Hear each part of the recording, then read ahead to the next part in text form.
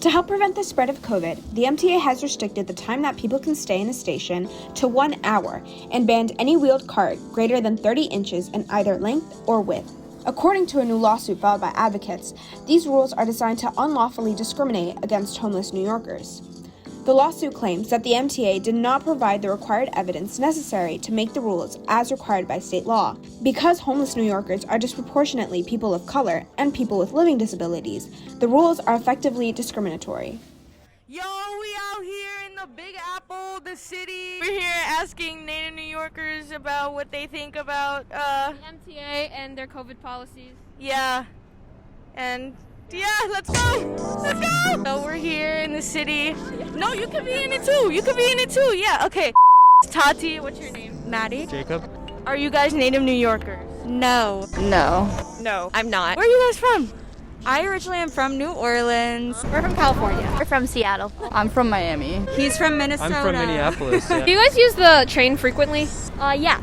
Yeah, pretty often. We're using the subway and walking mainly, but at home I also use our public transportation. Yeah.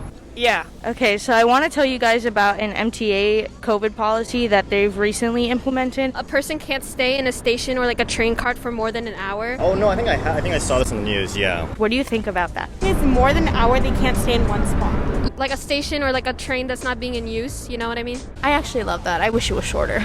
Really? I think that's a pretty okay policy just to keep people moving around. Can you get to where you need within an hour? Some New Yorkers are complaining about it and filing a lawsuit because they feel as though They're targeting like homeless populations, especially like minority homeless populations. yeah.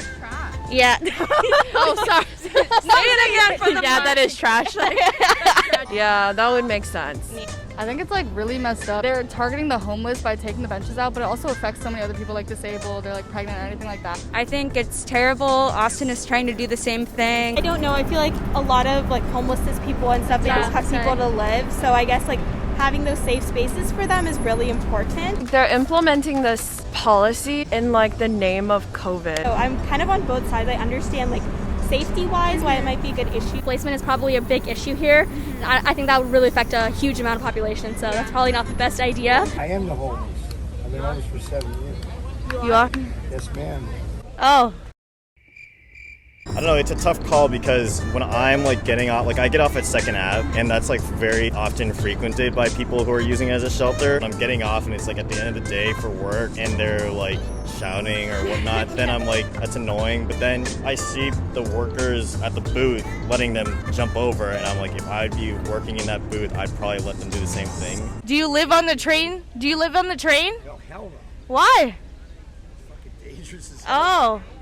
Well, I think enforcing people to wear masks and stay distance and lower the capacity of trains, like we know that works. So there's no point in implementing a time limit when the measures we have already work and are shown to be effective. Is that really a COVID policy though? I feel like, well, they implemented it when COVID started. yeah, so but there's definitely a veneer there.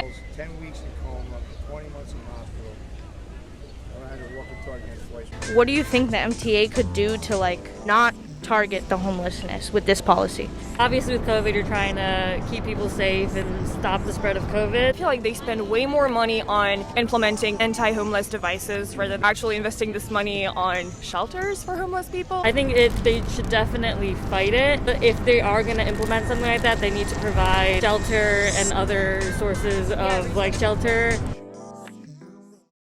We're here with Araceli Ayala. She's not a paid actor. We want to ask, what's your opinion on climate change? I don't know. Stop. I don't want to get interviewed. Apparently, she doesn't know what climate change is. Yes, I do. I just don't want to talk in front of a camera. So apparently, this interviewee isn't that great at being interviewed. So I don't know what to tell you guys. How do you feel about the increasing price of the MTA? But it's great. I need appropriate answer. This is for my project, man.